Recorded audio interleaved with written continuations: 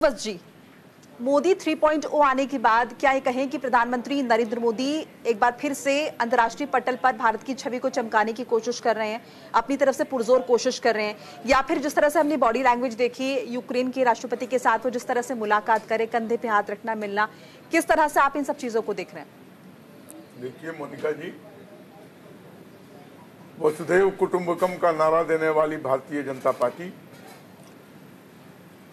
महात्मा गांधी के देश जहां हिंसा पर उन्होंने अंग्रेजों को भगाया, आज उसी के एक नुमाइंदे के रूप में माननीय नरेंद्र मोदी पूरे विश्व पटल पर एक बड़े वैश्विक नेता के रूप में उभर कर सामने आ चुके हैं।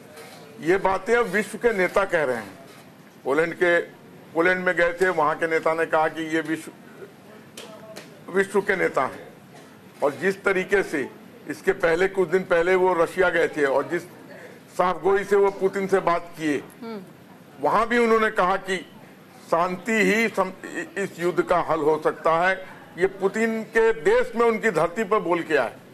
और आज उसके बाद पोलैंड से 10 घंटे की ट्रेन सफर करने के बाद जब वो पहुंचे तो वहां पर युद्ध एक तरीके से युद्ध विराम हो चुका था। किसी देश ने बमबारी नहीं की, किसी देश ने गोलियां नहीं चलाई। तो ये दर्शाता है कि ये विश्व के वैश्विक नेता में इनकी क्या पहुंच और क्या पकड़ बन चुकी है। उन्होंने सदैव कहा है कि शांति ही इन चीजों का हल है, इन चीजों का हल युद्ध नहीं है। और यही बात उन्होंने इजराइल और हमास के लिए भी कहा।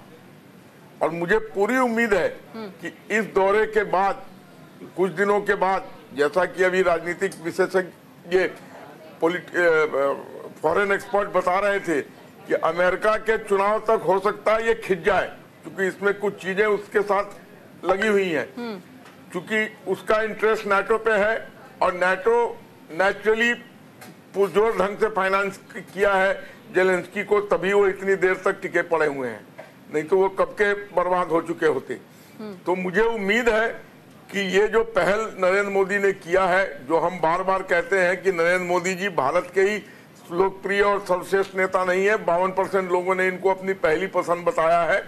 और लोग जो इनके साथ प्रतिद्वंदिता में थे वो 12%। हालांकि आपके देश के विपक्ष के जो नेता, उनका कहना है कि वहां पर भी भारतीय जनता पार्टी के कुछ नेताओं को इकट्ठा किया गया और वही जय जयकार कर रहे थे। अभी आपने सुना? चलिए मान लिया वो जयकार कर रहे थे, लेकिन जो पोलैंड के राष्ट्रपति ने, प्रधानमंत्री और राष्ट्रपति ने कहा कि ये विश्व के नेता हैं, जेलेंस्की जिस तरीके से उनको मिल रहे हैं, जिस तरीके से बमबारी रुक गई है, उसमें कौन से भारतीय समुदाय के और भारतीय जनता पार्टी के लोग थे जिन्होंने करवा दिया? अगर आपके प्रति अगाध प्रेम नहीं है, आपके प्रति आदर नहीं है, तो क्यों बमबारी रुकी? करते बमबारी। लेकिन ये दर्शाता है कि आज उनकी मान्यता विश्व के हर देश में बन चुकी है और हर नेताओं के बीच में बन चुकी है। ये मान के चलिए कि गांधी के अनुयायी और गांधी के देश के लोग कभी भी युद्ध को प्रथम प्राथमिकता नहीं देंगे और बराबर शांति और पीस की बात करेंगे। हमने बहुत पहले पूर्व प्रधानमंत्री अटल बिहारी वाजपेयी ने यूएनओ के में जाकर कहा था कि हम वसुधैव कुटुंबकम वाले लोग हैं, और आज उसी को फॉलो करते हुए प्रधानमंत्री मोदी ने पूरे विश्व में इस पैगाम को आगे फैलाने का काम किया है। और जिस देश पे भी गए हैं, जहां भी लड़ाई हो रही है, उन्होंने कहा है कि शांति हल है, युद्ध हल नहीं है इसका, और लोगों ने उसको माना है। मुझे उम्मीद है कि इनके पहल पर हो सकता है ये जो लड़ाइयां हैं ये बंद हो जाए और एक अच्छा संदेश पूरे विश्व में जाए कि लोग प्रेम से मिलकर वसुधैव कुटुंबकम के नारे को प्रतिबिंबित करते हुए भाईचारा के साथ, एकजुटता के साथ रहें।